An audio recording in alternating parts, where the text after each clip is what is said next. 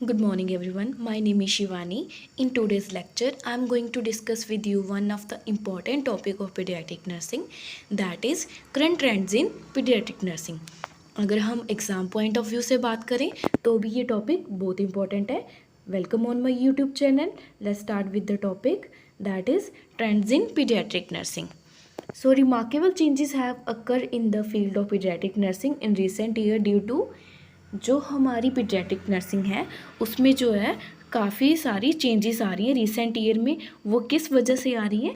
Changing needs of the society. जो हमारी society है उनकी जो नीड्स हैं वो डे बाय डे चेंज हो रही हैं, जिस वजह से medical and technological advancement new researches हो रही हैं. रिसर्चेज होने की वजह से जो वो एडवांसमेंट आ रही है टेक्नोलॉजी में एडवांसमेंट आ रही है, उस वजह से जो मेडिकल है और जो सर्जिकल फील्ड है उसमें भी जो है वो बड़ी सारी एडवांसमेंट आ रही हैं, जिस वजह से जो वो ट्रेंड्स जो है वो चेंज हो रहे हैं.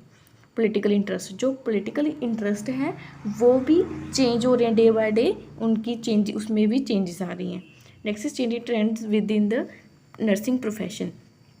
जो हमारा नर्सिंग प्रोफेशन है उसके ट्रेंड्स में भी चेंजेस आ रही हैं, जिस वजह से क्या हो रहा है जो पीडियाट्रिक नर्सिंग के ट्रेंड्स हैं उसमें भी क्या हो रहा है, चेंजेस आ रही हैं. Next is consumer demands. जो हमारी पब्लिक है, जो लोग हैं, उनकी जो वो डिमांड जो वो डे बाय डे बढ़ रही हैं, हाई एक्सपेक्टेशंस हो रही हैं, क्योंकि जो टेक्नोलॉजी बढ़ रही है जिस वजह से क्या हो रहा है उनकी डिमांड जो वो चेंज हो रही है. Latest trends in pediatric nursing are these are the some of the latest trends in the pediatric nursing. First is family centered care, next is high technology care, next is evidence based practice, next is atraumatic care, next child oriented environment, next is cost containment, next is primary nursing, next is case management. So these are the latest trends in the pediatric nursing. Let's discuss one by one. First is family centered care. It is based on the philosophy that quality care can be provided in an environment that support family integrity. Family centered care में क्या है कि जो बच्चे को care provide कर रहे हैं हॉस्पिटल में, उसमें हम फैमिली की इन्वॉल्वमेंट करते हैं, जिससे क्या होता है कि बच्चे को अच्छा इन्वायरमेंट मिलता है, उसकी जो है वो क्वालिटी ऑफ केयर जो है वो इम्प्रूवमेंट होती है. Next is promote physically and psychologically health of the family. जब फैमिली जो है वो डायरेक्ट बच्चे की केयर में इन्वॉल्वमेंट दिखाती है, इन्वॉल्वमेंट करती है, तो उससे क्या होता है फिजिकली और साइकोलॉजिकली जो हेल्थ है बच्चे की और फैमिली की, दोनों की क्या होती है, प्रमोट होती है.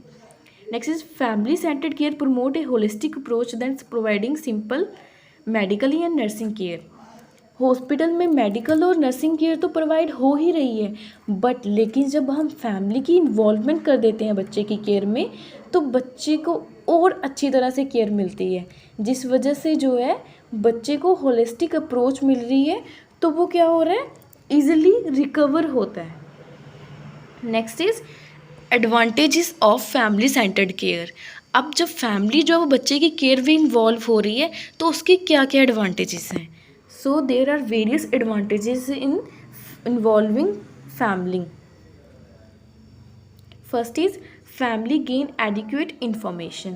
जब बच्चे की केयर में फैमिली इन्वॉल्वमेंट करती है तो उससे क्या होता है, वो नई नई इन्फॉर्मेशन गेन करते हैं, उनको पता लगता है कि हमने बच्चे की केयर कैसे करनी है और कैसे हम अपने बच्चे की केयर को इम्प्रूवमेंट कर सकते हैं. स्पोर्ट. अब क्या हो रहा है, जब केयर में फैमिली इन्वॉल्व हो रही है तो फैमिली की बात करें चाहे हम बच्चे की बात करें, दोनों को फिजिकल और साइकोलॉजिकली क्या मिल रहा है, सपोर्ट मिल रही है. Next is capable of making health care decisions. जब फैमिली इन्वॉल्वमेंट हो रही है केयर में, उसको पता है कि बच्चे की कंडीशन कैसे इम्प्रूव हो रही है, उसको कैसा ट्रीटमेंट मिल रहा है, उसकी डे बाय डे कंडीशन कैसे इम्प्रूव हो रही है, कंडीशन कैसी है, किस सिचुएशन में है बच्चा, तो उसके अकॉर्डिंगली अगर इन केस एमरजेंसी में उनको डिसीज़न लेना पड़े तो वो बच्चे के लिए डिसीज़न लेने के कैपेबल होते हैं, तो वो इजीली डिसीज़न ले सकते हैं. Next is coping in parents. जब इन्वॉल्व हो रहे हैं केयर में पेरेंट्स, तो उसमें क्या हो रहा है, कोपिंग जो वो एबिलिटीज़ जो वो डेवलप हो रही है, कोपिंग मैकेनिज्म डेवलप हो रहे हैं पेरेंट्स में. Next is reduce separation trauma. जब बच्चे के साथ वो बार बार मिल रहे हैं, रूमिंग इन अप्रोच हो रही है, फ्लेक्सिबल विजिटिंग आवर्स है, तो क्या होगा, जिससे उनको सेपरेशनल ट्रॉमा नहीं होगा, वो कम हो जाएगा। स्पीड्स रिकवरी, जब फैमिली भी इन्वॉल्व कर रही है केयर में, तो क्या होगा, बच्चे की रिकवरी जो वो जल्दी होगी और वो रिकवर करेगा जल्दी। Next are the concept of family centered care. So there are two concept of family centered care. First is enabling, next is empowering. First हम देखेंगे enabling. enabling में क्या है, help family member to create opportunities. हम क्या करेंगे, families के लिए अपॉर्चुनिटी क्रिएट करेंगे ताकि फैमिली जो वो केयर में इन्वॉल्वमेंट कर सके। Next is utilise their present ability and competency. जो फैमिली होती है वो अपने प्रेजेंट एबिलिटीज़ को, कॉम्पिटेंसी को क्या करती है, यूटिलाइज करती है और बच्चे की केयर में पार्टिसिपेट करती है। Next is acquire new skills necessary to provide care to their children. जब फैमिली केयर में इन्वॉल्व कर रही है अपने आप को, तो उससे क्या होगा, जो पेरेंट्स में न्यू स्किल्स डेवलप होंगी कि हम अपने बच्चे की केयर को कैसे प्रमोट कर सकते हैं, कैसे उसको जो वो केयर प्रोवाइड कर सकते हैं, उसकी हेल्थ को कैसे प्रमोट कर सकते हैं।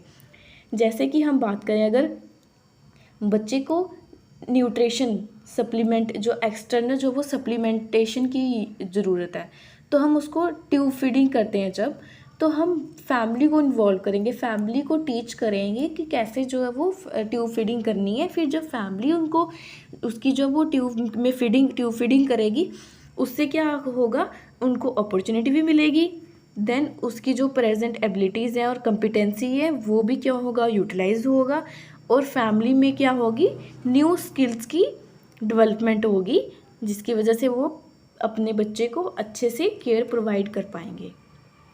Next is empowering. हम फैमिली को एम्पावर कैसे कर सकते हैं, जब फैमिली को केयर में इन्वॉल्वमेंट करेंगे, उससे क्या होगा, उनकी fostering the strength of the family member, उनकी स्ट्रेंथ जो है वो बढ़ेगी। Then cope up and stand up withstand stress related to sickness of children. जब फैमिली इन्वॉल्व करेगी केयर में, तो उससे क्या होगा, कोप करेंगे वो इजीली, उसकी स्ट्रेसफुल जो सिचुएशन होगी बच्चे की, उसमें जो है वो नर्सिस का, हेल्थ टीम मेंबर का हेल्प करेंगे, जिससे वजह से क्या होगा, वो डिसीजन मेकिंग जो उसमें एबिलिटीज़ है पेरेंट्स में, वो उसकी क्या होगी, इम्प्रूवमेंट होगी। और वैसे भी फैमिली जो है वो अपने बच्चे के बारे में, parents know best about their child needs and also aware of their children behaviour and habits. जिस वजह से फैमिली की इन्वॉल्वमेंट करेंगे, तो उनको काफ़ी जो हेल्थ टीम मेंबर्स हैं उनको भी हेल्प मिलेगी बच्चे के ट्रीटमेंट में, बच्चे को इजीली रिकवर करने में। Next is high technology care. Advancing in medical field has create the care of child to technologically versatile. हमें पता है न्यू टेक्नोलॉजी आ रही है, नई नई एडवांसमेंट आ रही है, जिस वजह से क्या हो रहा है, नई मेडिकल फील्ड में, सर्जिकल फील्ड में जो है वो एडवांसमेंट आ रही है, जिसकी वजह से जो है बच्चे की जो केयर है वो बड़ी ज़्यादा टेक्नोलॉजिकली वर्सेटाइल हो गई है। फिर क्या है कि जो नर्स है need to be technologically competent to meet the nursing care needs of the children. अब नर्स को क्या है, अपनी जो नीड्स, अपनी जो टेक्नोलॉजिकली कम्पिटेंसी को पूरा करने के लिए नर्सिंग को क्या करना पड़ेगा, टेक्नोलॉजिकली कम्पिटेंट बनना पड़ेगा बच्चे की नीड्स को पूरा करने के लिए, उसकी केयर करने के लिए बच्चे की। तो जैसे कोई मशीन आ रही है कोई हॉस्पिटल में, या कोई इंस्ट्रूमेंट आया है नया, तो नर्स को पता होना चाहिए उसको कैसे यूटिलाइज़ करना है, उसको कैसे जो है वो हैंडल करना है। अगर वो अच्छे से हैंडल करना जानती होगी तो बच्चे को वो इफ़ेक्टिवली और पॉजिटिव वे में उसका जो है वो यूज़ करके उसको पॉजिटिव जो है वो केयर प्रोवाइड करेगी, जिस वजह से इजीली रिकवर होगा बच्चा।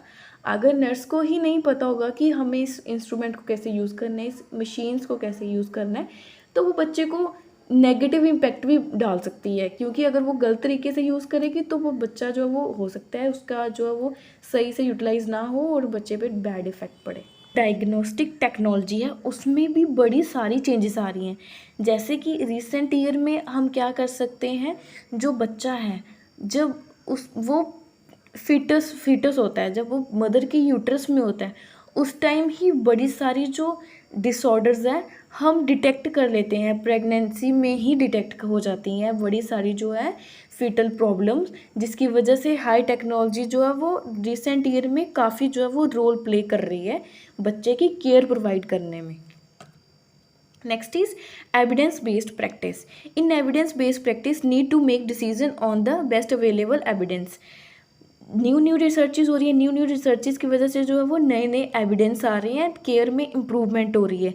तो नर्स का क्या रोल है कि नर्स को क्या करना है, डिसीज़न लेना है कि बच्चे को अच्छे से केयर प्रोवाइड कर सके, जो बेस्ट जो अवेलेबल जो है उनके उसके पास ऑप्शंस हो गए उसमें से, और उसके जो भी वो डिसीज़न चूज़ करेगी उसका जो वो अच्छे से एविडेंस होना चाहिए, प्रूफ होना चाहिए, वैलिड प्रूफ होना चाहिए, ताकि इन केस अगर कोई प्रॉब्लम होती है तो नर्स जो है वो एविडेंस दे सके कि हाँ मैंने इस ऐसे केयर की बच्चे की, ताकि जो है वो बच्चा इजीली रिकवर हो जाए, जल्दी रिकवर हो जाए। Next is identify solid research finding and implementing those in nursing practice. वही कि नर्स जो है वो फर्स्टली आइडेंटिफाई करेगी जो सॉलिड रिसर्च फाइंडिंग होगी, देन उसको अपने फील्ड में इम्प्लीमेंट कर देगी नर्सिंग प्रैक्टिस में।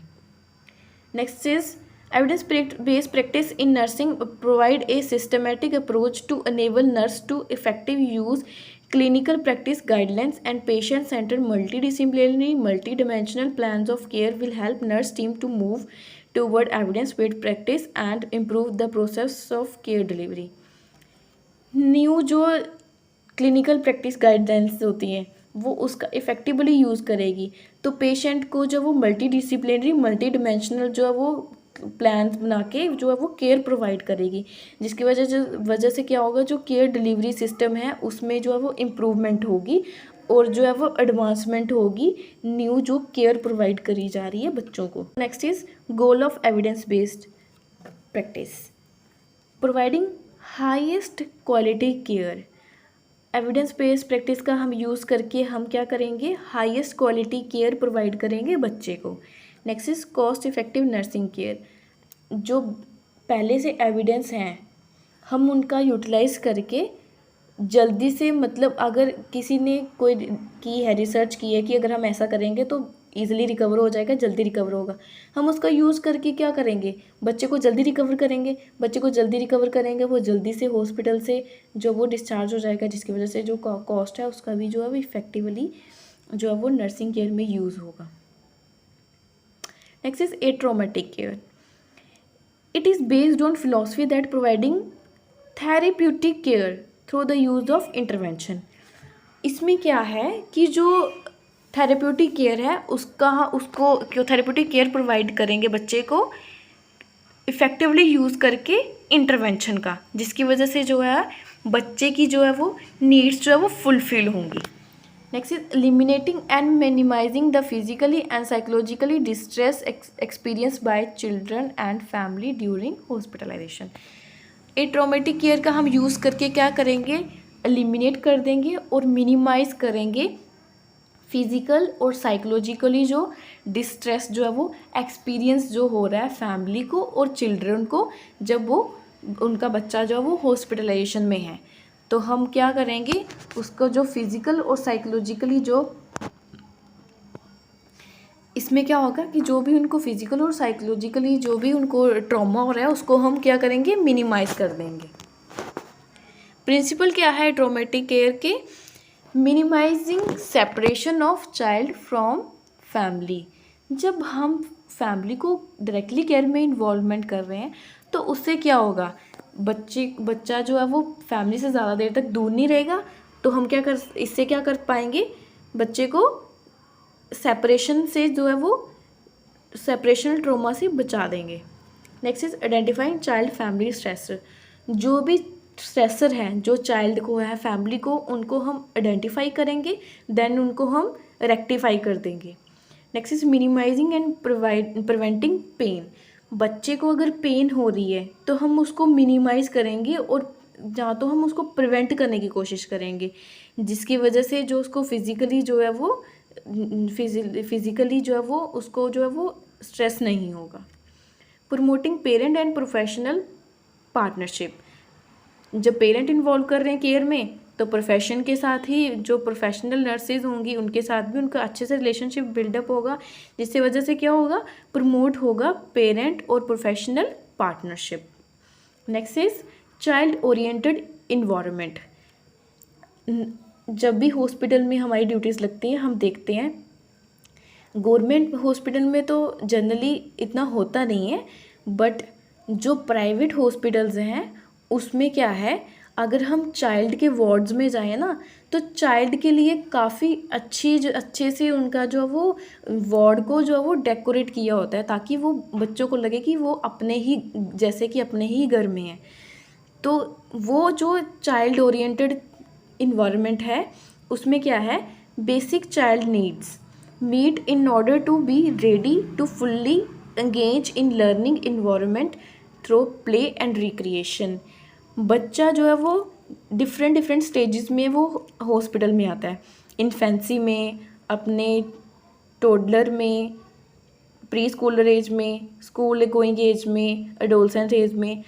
सो उसकी जो है वो डेवलपमेंट भी डिफरेंट जो है वो स्टेजेस में डिफरेंट होती है।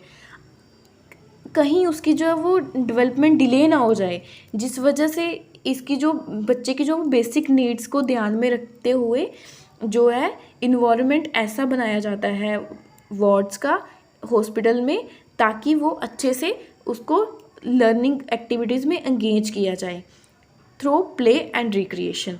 Next is creating a brain compatible non threatening environment. बच्चे के लिए वहाँ पे हॉस्पिटल में नॉन थ्रेटनिंग और ब्रेन कंपेटेबल जो है इन्वायरमेंट क्रिएट किया जाता है। Next is encourage to communicate with peer and teachers. अगर पॉसिबल है तो जो उसके पेयर ग्रुप है उसके साथ उसके जो टीचर्स हैं उसके साथ जो वो कम्युनिकेट करने के लिए उसको इनकरेज किया जाता है। Next is cost containment. Cost containment में क्या है कि हमने उसका कम से कम कॉस्ट को यूटिलाइज करके बेटर जो है वो अच्छे से उसको केयर प्रोवाइड करनी है। So management technique utilise to reduce the cost of hospitalisation. Management technique हम ऐसे मैनेज करते हैं उसकी केयर को कि जो कॉस्ट है हॉस्पिटलाइजेशन भी कि उसको हम रिड्यूस कर सकें। Achieved improving the process of care and tightening non labour resources. हम जो है वो बेटर जो है वो केयर प्रोवाइड करके उसकी प्रोसेस को जो है वो इम्प्रूव करके जो केयर है दे रहे हैं, और जो टाइट करके नॉन लेबर रिसोर्सेज है उसको हम कॉस्ट इफ़ेक्टिवली केयर प्रोवाइड कर सकें बच्चे को। सो क्वालिटी केयर इम्प्रूवमेंट कैसे कर सकते हैं? Quality of services. अगर हम बच्चे को क्वालिटी सर्विसेज प्रोवाइड करेंगे तो क्वालिटी सर्विस प्रोवाइड करेंगे तो बच्चा जो वो इजीली रिकवर होगा, जल्दी डिस्चार्ज हो जाएगा हॉस्पिटल से, जिसकी वजह से जो है कॉस्ट में कम आएगा during hospitalisation. Containment of hospital cost. हम हॉस्पिटल कॉस्ट को ध्यान में रखते हुए बच्चे को केयर प्रोवाइड करेंगे। Length of stay. अगर हम क्वालिटी उसको सर्विस प्रोवाइड करेंगे तो लेंथ ऑफ स्टे डेफिनेटली जो है बच्चे का ऑटोमेटिकली कम हो जाएगा। Increase family satisfaction. अगर कॉस्ट कम होगी, बच्चा जो है वो जब हॉस्पिटल से डिस्चार्ज होगा तो जो फैमिली है उनकी सेटिस्फेक्शन भी क्या होगी, इंक्रीज़ होगी। सॉरी यहाँ पे आई भी आएगा। Reduce mortality rate. जब बच्चे की केयर बेटर प्रोवाइड करी जा रही है, उसको सर्विसेज अच्छे प्रोवाइड करी जा रही हैं, अगर उसकी जो है वो कॉस्ट कम है तो फैमिली जो है वो एक्टिवली पार्टिसिपेट करेगी चाइल्ड केयर में, उसको जल्दी से जो है वो हॉस्पिटल में लेके आएगी, उसकी सेटिस्फेक्शन जो है वो फुलफिल होंगी। तो उससे क्या होगा, जो इन्फेंसी जो चाइल्डहुड जो मोर्टेलिटी रेट है उससे क्या होगा, वो भी रिड्यूस हो जाएगा। मोर्टेलिटी क्या होता है, death rate. Next is primary nursing. Primary nursing क्या है? Primary nursing emphasise continuity of care and responsibility accepted by having one registered nursing care।